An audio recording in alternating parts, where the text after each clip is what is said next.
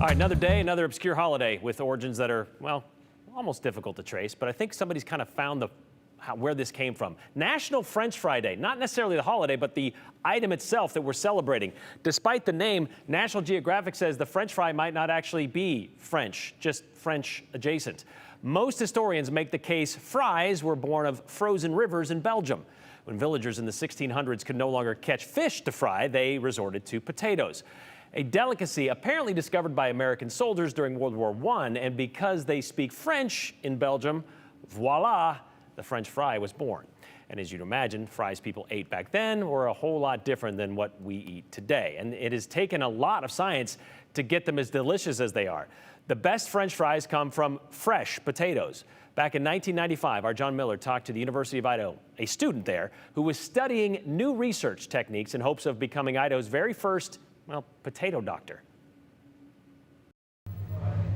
Just what does it mean to be a potato doctor? Even Margot Haynes doesn't exactly know. There's never been one before her, but that doesn't mean there isn't a need. I've got a couple of potatoes right here.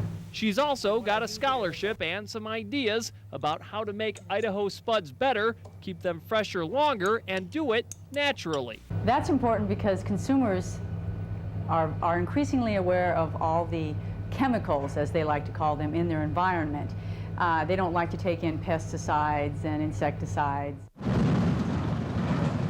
And because most people prefer plain old sour cream to chlorinated hydrocarbons, Haynes believes the better way to keep a potato fresh may be through genetics. Like any doctor, the spud doctor studies samples and, in this case, is trying to find ways of blocking proteins which cause potatoes to sprout.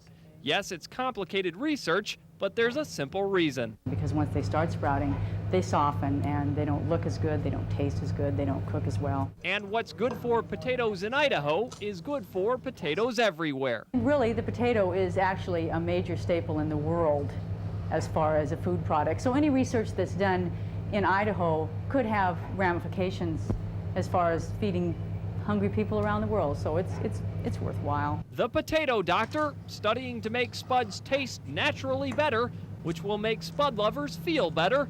And after all, that's what being a doctor is all about. John Miller, Idaho at 5.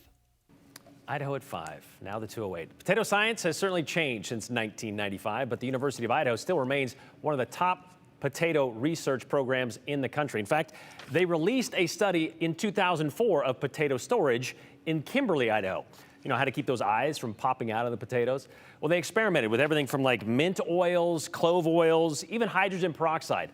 All were better at stopping sprouts than a tuber untreated, but none were as good as the chemical option, unfortunately. The best deterrent to potatoes deteriorating during storage? That'd be temperature. Not frozen, but the colder, the better. Basically the opposite with fries, where it is the hotter, the better.